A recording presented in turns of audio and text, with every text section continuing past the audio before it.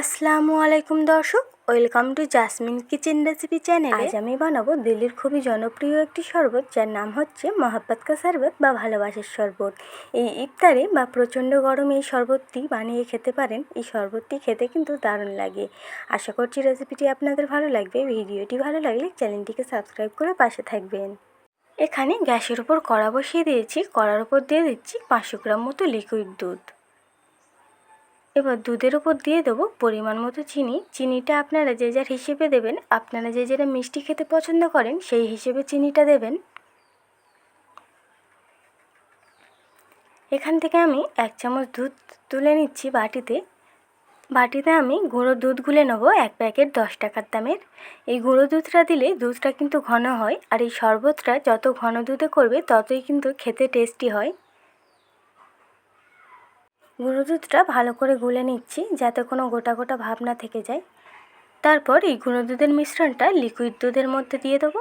দিয়ে 2-3 মিনিট মতো দুধটা জাল করে নেব। দুধটা জাল হয়ে গেলে দুধটা আমি ঠান্ডা করার জন্য এক সাইডে রেখে দেবো। দুধটা কিন্তু ভালো করে ঠান্ডা করে নিতে হবে। দুধটা ঠান্ডা হয়ে গেলে আমি একটি অন্য পাত্রে ঢেলে নিচ্ছি। এবার দুধের ওপর দিয়ে দেবো তরমুজ কুচি। তরমুজগুলো আমি ছোটো ছোটো করে কেটে রেখেছিলাম। এবার দুধের ওপর তরমুজগুলো দিয়ে দিচ্ছি। তরমুজ অবশ্যই আপনাদের পরিমাণ মতো দেবেন। আপনারা যেরকম খেতে পছন্দ করবেন সেরকম হিসেবে দেবেন। অল্পও দিতে পারেন, বেশিও দিতে পারেন। তারপরে দিয়ে দিলাম কিছু বেদানা, আর তারপরে দিয়ে দিলাম কিছু আইস কিউব, আর দিলাম বড় চামচের 1 চামচ রোয়াবজা। দেখুন কত সুন্দর কালার এসেছে। আর এই শরবতটা কিন্তু ঠান্ডা ঠান্ডা খেতে ভালো লাগে। আপনারা যদি আগে থেকে বানিয়ে রাখতে চান তাহলে কিন্তু বরফগুলো পরেও দিতে পারেন।